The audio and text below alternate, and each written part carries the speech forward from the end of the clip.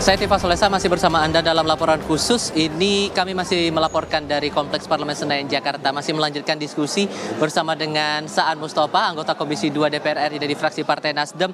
Ini kalau melanjutkan diskusi kita tadi ya Kang, ya, kita coba merujuk dari halaman muka harian Kompas untuk terbitan hari ini. Temanya adalah merevitalisasi mimpi Indonesia Merdeka. Ini tentu menjadi penting untuk kita bisa memaknai 78 tahun Indonesia Merdeka, ditambah lagi agenda besar kita, hajat besar kita di tahun 2024. Yang paling dekat di tanggal 14 Februari 2024. Orang mengenalnya Hari Kasih Sayang, kan? Hari Kasih Sayang tanggal 14 Februari, memilih presiden, memilih wakil rakyat yang baru. Dengan tensi politik yang makin kesini makin menghangat, makin dinamis, dan sudah mulai muncul suara-suara dari akar rumput untuk dukungan ke pihak-pihak tertentu. Akan juga mewakili Nasdem ini dari Koalisi Perubahan juga kan berharap semua proses perjalanan politik ini menuju pemilihan juga berjalan dengan smooth, berjalan lancar, tidak ada hambatan berarti. Dan kalau kita singgung lagi dengan tema sidang tahunan kita kali ini, Kang, soal pemilu, mewujudkan demokrasi konstitusional yang mempererat persatuan bangsa, seberapa optimis Kang dari mewakili Partai Nasdem bahwa pemilu nanti benar-benar semuanya berjalan dengan kompetisi yang sehat, tidak hanya di kalangan elit tapi juga di akar rumput. Gimana Kang bisa merefleksikan ini semua? Ya, kita belajar ya 2 kali pemilu ya, 2014, 2019. Pemilu kita itu diwarnai dengan polarisasi yang cukup tajam di kalangan masyarakat, dan polarisasi di masyarakat juga itu kan akibat dari terbelah secara politik, secara nasional. Nah, bagaimana 2 kali pemilu itu tidak terulang ke depan, maka menjadi tanggung jawab para elit politik, para pimpinan parpol, para calon presiden dan lain sebagainya, untuk membangun suasana yang kondusif, suasana yang sejuk, suasana yang damai, dengan cara bahwa kompetisi boleh dilakukan, tapi yang namanya kebersamaan, yang namanya komunikasi, yang namanya membuat masyarakat adem itu penting untuk dilakukan. Jadi jangan juga di antara elit politiknya itu memberikan tontonan di mana mereka terbelah, mereka dalam suasana politik yang penuh dengan gesekan. Nah, kita ingin mereka menciptakan suasana yang damai dengan sering silaturahmi, sering ketemu, tidak satu sama lain, tidak saling menafikan. Nah, ini penting. Jadi kompetisi sekali lagi boleh dilakukan karena memang itu dinamika dari demokrasi, dinamika politik. Tapi yang namanya kedamaian, keteduhan, kesejukan, membangun kebersamaan untuk Indonesia yang lebih maju ke depan itu penting supaya kita tidak stuck ya. Oke, tapi untuk menjamin sampai pemahaman itu sampai ke akar rumput, ditambah lagi dengan tantangan kampanye nanti, itu akan ya sama seperti tahun-tahun sebelumnya. Media sosial ini loh yang jadi hal yang cukup menantang untuk bisa menghindari yang namanya hoax, menghindari namanya misinformasi, misleading informasi di masa-masa pemilu. Ini kan juga PR besar begitu ya, memastikan bahwa di akar rumput juga pemahaman yang sama begitu. Gimana tuh Bang?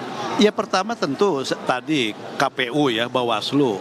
Bagaimana Bawaslu, KPU, dan juga nanti dari pemerintah, khususnya dari Kementerian Informasi kan, itu melakukan pencegahan terhadap media sosial yang itu akan memecah belah masyarakat.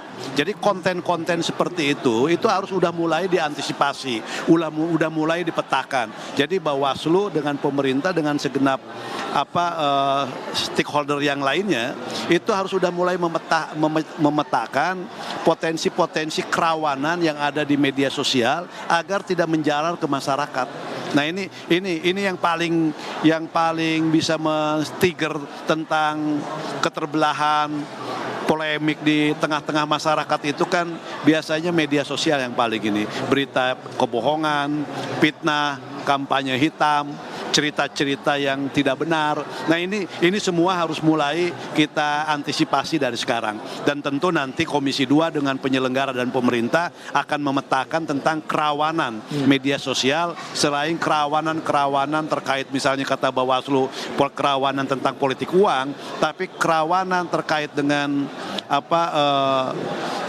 media sosial menjadi penting juga. Oke, satu hal lagi yang mungkin juga menarik untuk dicermati adalah komitmen. Karena kan di sini kan sudah ada 3 poros yang terbentuk begitu untuk pemilu 2024, terutama untuk Pilpres begitu ya. Sudah ada kubu Koalisi Perubahan dan sekarang sudah hadir juga nih bergabung bersama kami Mas Bimo Arya Bima, anggota Komisi 6 DPR RI dari fraksi PDI Perjuangan. Mas Bimo, apa kabar? Terima kasih sudah bergabung, boleh sambil duduk. Ini sambil saya lanjutkan sedikit, nanti baru saya ke Mas Bimo kalau begitu.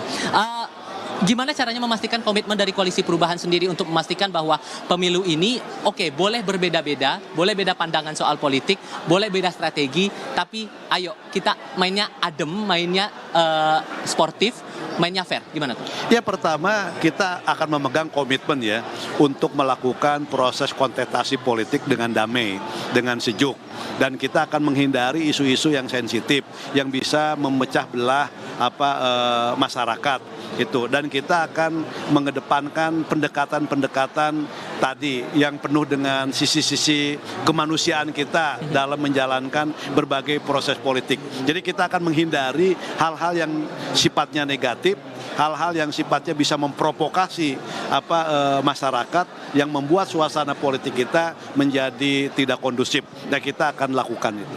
Kita berkomitmen untuk itu. Oke, itu dari sisi Kang Saan Mustafa. Kalau ke Mas Bimo nih, saya tadi sempat di awal tadi sempat menyinggung masalah refleksi kinerja DPR nih, Mas Bimo.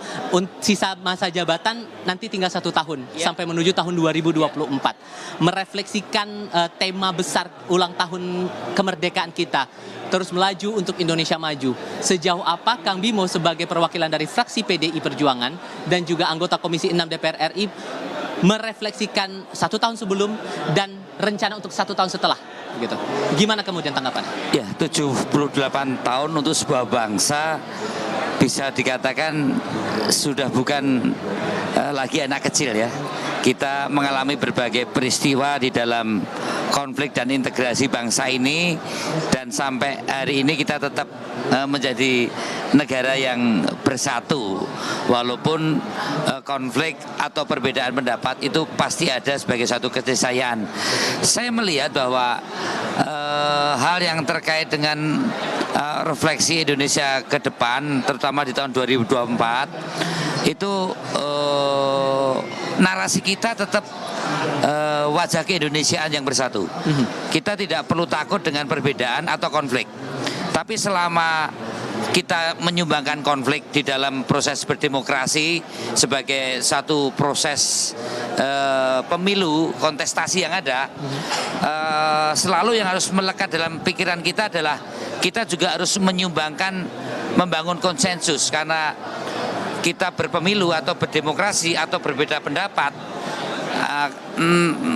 di dalam konflik kan karena ada satu yang gesekan, ada perbedaan sebagai satu yang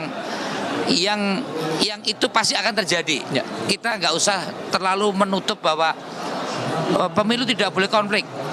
Pemilu itu adalah konflik, tetapi bahwa konflik kita ini dalam rangka memberikan persandingan rakyat untuk memilih partai atau calon presidennya. Tetapi itu kan konflik sebagai teman, yang akhirnya kita juga membangun kesepakatan untuk selesai sudah dan kita bersatu kembali. Ini yang saya kira lebih realistis daripada kemudian kita hanya akan bicara tidak boleh adanya satu konflik. Jadi damai di dalam kita berbeda pendapat, damai di dalam kita saling berkontestasi, mempersandingkan berbagai program yang ada. Damai dalam pengertian kita selain menyumbangkan konflik tapi juga sepakat membangun konsensus. Saya kira itu yang penting, dan kita ingin pemilu yang lebih berkualitas daripada pemilu 2019 dan 2014, 2009 yang prosesnya mungkin konfliknya terlalu berlebihan. Dalam pengertian konflik yang sangat berbahaya adalah mengeksplorasi bentuk fragmentasi perbedaan politik identitas. Ini yang paling, kalau adu program saya tidak terlalu khawatir itu akan berdampak pada satu polarisasi. Karena konsepnya memang adu gagasan itu adu tadi gagasan, kan ya. Tapi kalau itu sudah menggunakan politik identitas untuk mendulang suara atau untuk mendapatkan kekuasaan, itu adalah sesuatu yang berbahaya dan ada kecenderungan konflik ini sulit reda. Oke, tahan di situ dulu, Bang. Cuman yang juga jadi PR-nya di sini dengan agenda pemilu di tahun 2024 yang padat sekali, saya bilangnya padat itu dari bulan Januari sampai bulan Desember tuh padat banget lah.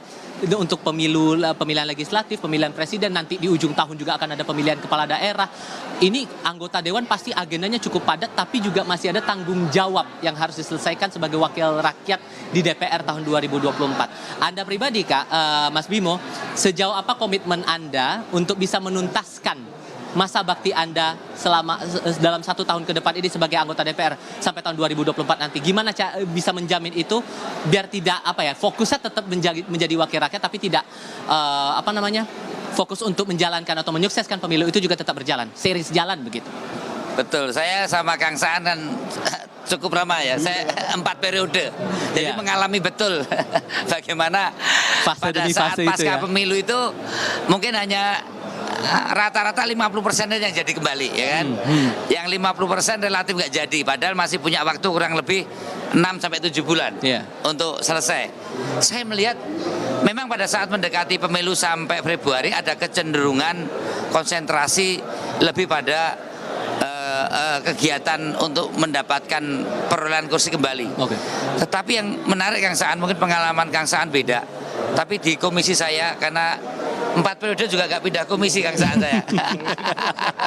Masih di komisi 6. Justru lebih efektif dan efisien bagi teman-teman yang nggak jadi, itu mengoptimalisasi persidangannya lebih efektif untuk mengejar target legislasi, maupun ibaratnya aku sudah nggak akan jadi lagi untuk periode berikutnya. Banyak legisi-legisi yang ditinggalkan. Ini nggak tahu sebabnya, tapi faktanya justru target legislasi itu banyak dikebut pada saat-saat 6-7 bulan terakhir setelah gambaran-gambaran perolehan kursi itu nampak. Ini pengalaman-pengalaman selama periode kemarin. Tapi ada kecenderungan sampai kecoblosan, misalnya dari bulan ini sampai ke Februari, pinter-pinternya pimpinan komisi saja menavigasikan saat-saat kita ya butuh ke dapil, tapi tugas legislasi, tugas anggaran, dan tugas pengawasan itu berjalan. Tapi mesti ada yang mengganggu juga. Tapi tetap komitmen itu tetap dipegang oleh anggota dewan ya, walaupun kemudian sibuk untuk pemilu dan pilkada ke depannya di tahun 2024, tugas utama tetap jalan. Dan ini sudah bergabung lagi bersama kami temannya Mas Bimo, satu fraksi di Komisi 6 dari fraksi Partai Gerindra, Bang Andre Rosiadi. Halo Bang Andre. Ya baik, ini bos saya nih. Untuk temanya nih, saya butuh pendapatnya Bang Andre juga. Tema hari ulang tahun kita kan terus melaju untuk Indonesia maju. Sejauh apa Bang Andre mengambil perspektif refleksi setahun sebelum dan rencana 1 tahun kemudian, karena kan sisa masa baktinya Bang Andre di DPR ini akan sisa 1 tahun lagi. Gimana cara mengambil atau mengintisarikan hal itu? Ya, tentu kita harus bekerja lebih keras lagi ya. Bagaimana DPR RI ya ini bicara DPR kan, bahwa bagaimana kita sebagai anggota DPR, Mas Bimo, Bang Saan, dan kami semua harus bisa betul-betul mewujudkan harapan masyarakat bahwa lembaga DPR ini betul-betul lembaga yang bisa menyuarakan aspirasi masyarakat dan mengeksekusi aspirasi masyarakat itu. Tadi disampaikan Mas Bimo dan Bang Saan ya, bahwa setahun terakhir ini ya ini penentuan bagi kami semua, bukan soal keterpilihan saja. Bagaimana kita seluruh anggota DPR yang ada bisa betul menjaga marwah organisasi ini, lembaga ini ya, sebagai lembaga yang dipercaya oleh rakyat. Ini kan tantangannya juga pasti cukup besar begitu. Selain untuk fokus di tugas sebagai wakil rakyat, Bang Andre di Gerindra juga fokus untuk memenangkan pemilu. Gimana caranya menyukseskan pemilu, entah itu pileg, entah itu pilpres, dan nanti di ujungnya di tahun 2024 itu fokusnya juga pilkada di beberapa daerah. Gimana cara memastikan komitmen Abang sebagai anggota dewan juga itu tetap terjaga di tengah kesibukan Abang dan teman-teman di Gerindra? Ini sinergi saja. Kalau selama ini kita bekerja, selalu hadir di tengah masyarakat, selalu menyuarakan aspirasi masyarakat, dan juga selalu bisa menjadi solusi masyarakat, insya Allah itu akan berjalan dengan sendirinya. Masyarakat akan melihat kinerja kita sebagai anggota DPR, otomatis masyarakat akan kembali memilih Partai Gerindra, dan juga masyarakat akan memilih ini kader-kader Pak Prabowo ini ini bekerja untuk rakyat. Untuk itu masyarakat tentu akan berbondong-bondong akan mendukung Pak Prabowo menjadi Presiden Republik Indonesia. Begitu ya Mas Bimo? Oke. Mas Bimo setuju itu? Ini karena kebetulan Kang Saan juga harus masuk ke dalam nih, tapi Iya. saya ucapkan terima kasih dulu nih. Kang Saan sudah bergabung bersama kami. Iya. Terima kasih Kang Saan. Iya. Mas Bimo juga akan masuk Iya. ke dalam lagi ya? Saya kira Saya juga harus kita- keluar ya. Oke. Tapi nanti beliau. boleh sambil sedikit ngobrol Boleh, sama boleh, Bang Andre boleh, juga ya kalau boleh, begitu. boleh. Kang Saan terima kasih. Kalau Mas Bimo mungkin sedikit boleh? Sedikit untuk closing statement saja. Sejauh apa kemudian bisa menjaga agar ini kan sudah terbagi tiga poros koalisi untuk pemilu, terutama untuk Pilpres 2024 nanti. Bagaimana cara Anda bersama dengan teman-teman PDI Perjuangan, terutama dalam koalisi yang mengusung Ganjar Pranowo ini, bahwa kita bermain semuanya kompetisi secara fair, tidak hanya pemahaman itu di tataran elit, tapi di akar rumput juga sama pemahamannya. Gimana caranya? Bisa memastikan penting itu? ya keteladanan di kalangan elit. Masyarakat mulai cerdas juga kok. Saya bisa berdebat sama Andre di forum-forum debat capres cawapres sebagai tim sukses. Tapi kan habis dari forum itu saya ngopi-ngopi sama Andre, ya kan, bahwa kontestasi ini adalah, saya lebih melihat itu teman bermain. Kalau saya badminton kan nggak bisa sendiri. Kalau saya pingpong kan nggak bisa sendiri. Saya harus punya teman bermain pingpong. Yeah. Dan di dalam kontestasi, menurut saya nggak ada yang menang kalah. Yang ada juara 1, juara 2. Begitu juga kita dalam berdemokrasi. Adu gagasan itu hal yang penting supaya masyarakat juga lebih ngerti sebenarnya gagasan-gagasan apa yang diusung tidak hanya orang, tapi pikiran-pikiran Indonesia ke depan itu seperti apa. Terutama di dalam menarasikan Pancasila yang lebih smart, yang teknokratik, untuk membangun Indonesia yang lebih baik, Indonesia yang lebih maju. Indonesia yang lebih maju adalah Indonesia yang tidak mundur, termasuk tidak dalam hal ekonomi saja, tapi juga mengenai kondisi sosialnya, kondisi persatuannya, kondisi toleransinya, kondisi saling memahami perbedaannya. Itu yang penting diberikan keteladanan bagi para pemimpin. Jadi menurut saya, bagaimana para pemimpin atau para elit ini tidak memberikan narasi-narasi yang berdampak pada polarisasi politik yang demikian tajam, padahal sementara sebenarnya di kalangan elitnya itu juga kita nggak ada permasalahan-permasalahan yang menyebabkan konflik yang berlebihan, apalagi permusuhan. Nah, sementara yang kadang di bawah melihat perbedaan di antara para elitnya itu menjadi permusuhan, di atasnya udah ongkang-ongkang, sudah ngopi-ngopi, di bawahnya belum selesai. Apalagi di media sosial tuh, Mas Mungkin Bimo. Apalagi media ada sosialnya. satu PR Mas. Meskipun kita elit kan, boleh kita berbeda pilihan, berbeda partai, tapi kita solid ya.